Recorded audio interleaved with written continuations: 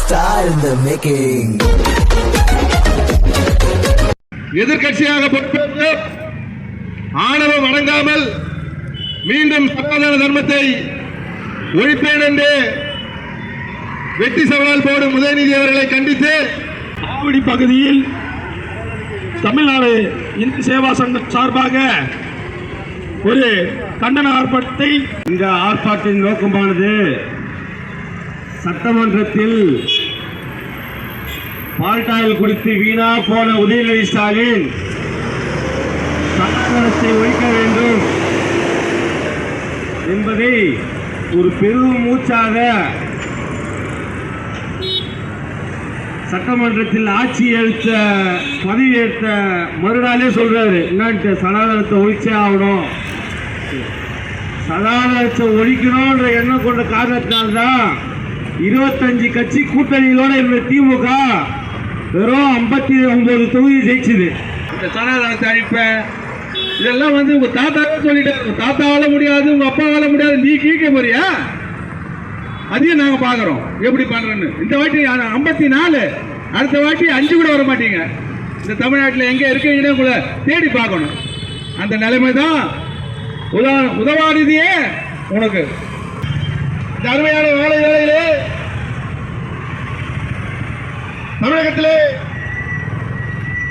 திராவிட model, திராவிட சித்தாந்தம், திராவிட கொள்கைகளை வேறறுத்து இன்னொரு புதிய புரட்சியாக தமிழக வெற்றிக் கழகம் ஆட்சி அமைத்திருப்பதை அனைத்து இந்து இயக்கங்களும் வரவேற்கிறது.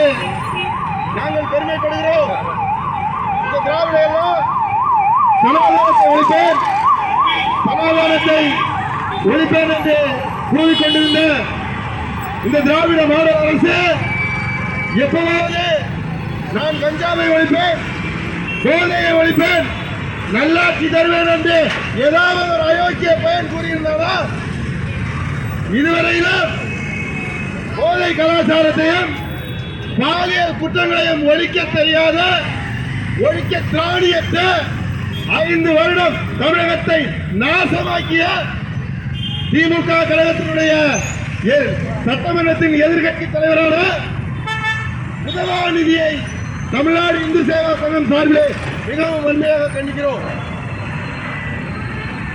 நாங்கள் ஆட்சிக்கு வர வேண்டும், மக்களுக்கு நல்லது செய்ய வேண்டும், அதற்கு நாங்கள் தான் வர வேண்டும் என்று கூறவில்லை. தமிழக வெற்றி கழகத்தை 6 மாதத்திற்கு குறை சொல்லக்கூடாது அப்படி என்ற ஒரு முடிவை நாங்கள் எடுத்துள்ளோம். ஏனென்றால் குழந்தை பிறந்த உடனே IAS ஆயிடுமா IPS ஆயிடுமான்னு நம்ம கணிச்சு சொல்ல முடியாது. ஆகையால ஒரு அரசு புதியதாக ஏற்றுள்ளது. இவர்கள் 60 ஆண்டு காலம் குட்டிச்சவராக்கியதை சீர் செய்ய கண்டிப்பாக ஒரு அரசிற்கு நேரம் தேவைப்படுகிறது. ஆனால் முதலமைச்சர் விஜய் மட்டும் சரியாக இருந்து கொண்டு மற்ற சில்லறைகளை எல்லாம் பேசவிட்டு வேடிக்கை பார்த்தால் இந்து அமைப்புகள் வேடிக்கை பார்த்துக் கொண்டிருக்கும் என்று நினைத்துக் கொள்ள வேண்டாம். எப்பொழுதுமே நம் நாட்டிற்காகவும், தேசத்திற்காகவும், கலாச்சாரத்திற்காகவும், கோயில்களுக்காகவும், பண்பாட்டுகளுக்காகவும் இந்து அமைப்புகள் தொடர்ந்து குரல் கொடுத்துக் கொண்டே இருக்கும். நன்றாக யோசித்து பாருங்கள். ஆதவ அர்ஜுனா பாலிமர் செயலர் நியூஸ் பேட்டியிலே சொல்லுகிறார், கிறிஸ்தவர்களும் இஸ்லாமியர்களும் வாக்களித்துதான் நாங்கள் வெற்றி பெற்றோம் என்று. மானம் கெட்ட நாட்டி நாய, நீங்க எல்லாம் ஆட்சிக்கு வந்து நல்லாட்சி தரணும் நினைச்சிட்டு இருந்தா தமிழக முதல்வர் மட்டும் சரியா இருக்காரு, மீது கீழே இருக்க சின்ன தற்கொலைங்க எல்லாம் தலகால் புரியாம ஆடிட்டு இருக்கு. அதையெல்லாம் மாண்புமிகு முதலமைச்சர் அவர்கள் கட்டுக்குள் கொண்டு வர வேண்டும். அப்படி கட்டுக்குள் கொண்டு வரவில்லை என்றால் எந்த ஒரு சமரசமும் இல்லாமல் தமிழ்நாடு இந்து சேவா சங்க அமைப்பு இந்துக்களுக்காக போராடும். இதே ஆவடி பகுதியில் ஸ்ரீ நிலநீர்த்த விநாயகர் ஆலயத்தில் இந்து சமய அறநிலையத்துறையின் கட்டுப்பாட்டில் இருக்கக்கூடிய கோவில்களில் ஒரு நேர விளக்கேற்ற கூட திராணியும் தெம்பும் இல்லாத இந்து சமய அறநிலையத்துறையே, உங்களுக்கெல்லாம் ஒரு வார காலம் நான் அவகாசம் கொடுக்கிறேன்.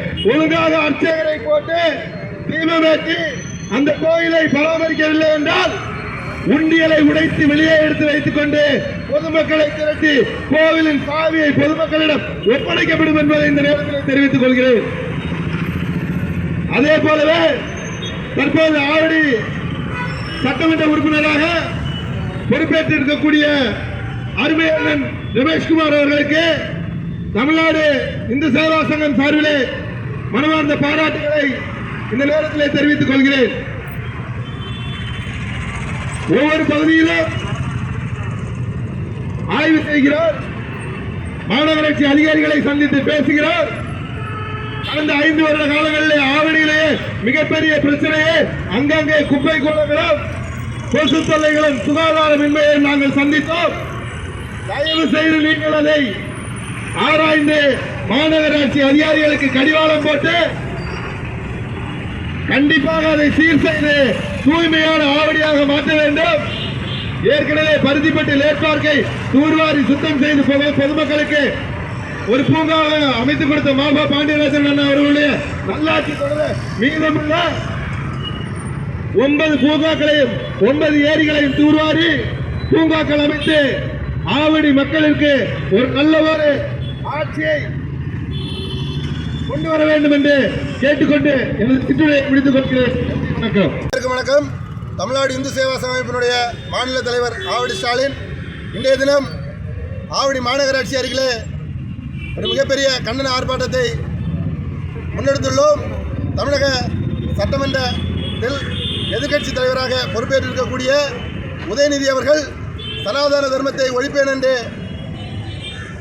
கூறியதை தமிழ்நாடு இந்து சேவா சங்க அமைப்பும் ஏனைய இந்து அமைப்புகளும் வன்மையாக கண்டித்து வருகிறது. கடந்த காலங்களிலே தேர்தல் பிரச்சாரத்தின் போது சனாதன தர்மத்தை ஒழிப்பேன் என்று சொன்ன உதயநிதி தற்போது அனைவரும் மிக பெரும் மதிப்பாக கருதக்கூடிய மாண்புமிக்க சட்டசபையிலே அவை குறிப்பிலேயே ஏறும் வகையில் சனாதனத்தை ஒழிப்பேன் என்று சொன்னதும் தாவேகா கட்சியினுடைய மதுரை மத்திய சட்டமன்ற உறுப்பினர் முஸ்தபா என்பவர், நாங்கள் பெரியார் அண்ணா அம்பேத்கர் கொள்கைகளை உடையவர், நாங்கள் சனாதனத்தை ஒழிக்கத்தான் வந்துள்ளோம் என்பது இந்த அரசின் மீது மக்களுக்கு இந்து மக்களுக்கு பெரிதும் நம்பிக்கையை குறைக்கிறது. ஆகையால் மாண்புமிகு தமிழக முதல்வர் அவர்கள் தாங்களுக்கு கீழ் செயல்படும் சட்டமன்ற உறுப்பினர்கள் சட்டசபையிலேயோ பொது இடங்களிலேயோ இந்து மதத்தையோ வேறு மதங்களையோ ஜாதியினரையோ இனத்தினரையோ எந்த விதமான கொச்சைப்படுத்த வார்த்தைகளையோ அழிப்போம் ஒழிப்போம் என்கிற வார்த்தைகளை தவிர்க்கும் வண்ணம் முஸ்தபா மீதும் சட்டசபையில் எதிர்க்கட்சி தலைவராக பணியாற்றி கொண்டிருக்கக்கூடிய உதயநிதி மீதும் நடவடிக்கை எடுக்க வேண்டும் என்று கேட்டுக்கொள்கிறேன். நன்றி, வணக்கம். செய்திகளை சுடசுடவும் சூடாகவும் தெரிந்து கொள்ள எங்களை சப்ஸ்கிரைப் பண்ணுங்க. அப்படியே பெல் சிம்பலை கிளிக் பண்ணிடுங்க.